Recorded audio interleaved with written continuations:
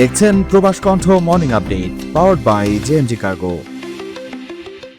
Malaysia সরকার বৈধভাবে কাজের অনুমতি দিলে জাতিসংঘের শরণার্থী সংস্থা ইউএনএইচসিআর নিবন্ধিত রোহিঙ্গা শরণার্থীদের নোংরা, ঝুঁকিপূর্ণ এবং কঠিন খাতগুলোতে কর্মসংস্থানের সুযোগ দিতে প্রস্তুত দেশটির নিয়োগকর্তারা।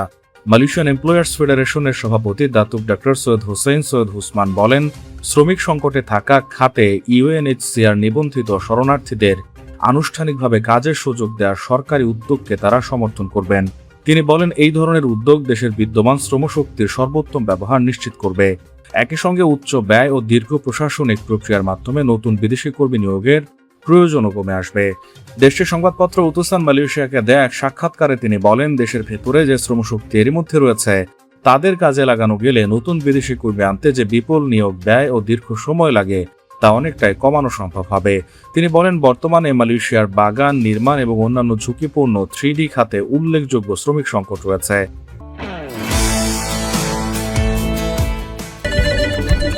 জি, আপনার শিপমেন্ট কল পাঠানো হবে। 5 থেকে 7 দিনের মধ্যে ডেলিভারি। গ্রাহকের প্রত্যেকটি পণ্যের নিরাপত্তা নিশ্চিত করা। প্রতি সপ্তাহে শিপমেন্ট। বাংলাদেশের সব জেলায় delivery service. JMG cargo and logistics Malaysia 95 Jalan Tun H S Lee city centre, Kotaraya RHB bank ও মে ব্যাংকের পাশে। বিস্তারিত জানতে ও বুকিং দিতে হোয়াটসঅ্যাপ করুন। স্থানীয় নাগরিকদের মধ্যে এসব পেশায় কাজ করার আগ্রহ ক্রমেই কমে যাচ্ছে। তিনি বলেন, দেশের উৎপাদন ও সেবা খাত সচল রাখতে এসব খাত অত্যন্ত গুরুত্বপূর্ণ, কিন্তু প্রশ্ন হলো এই শূন্যস্থান পূরণ করবে কে।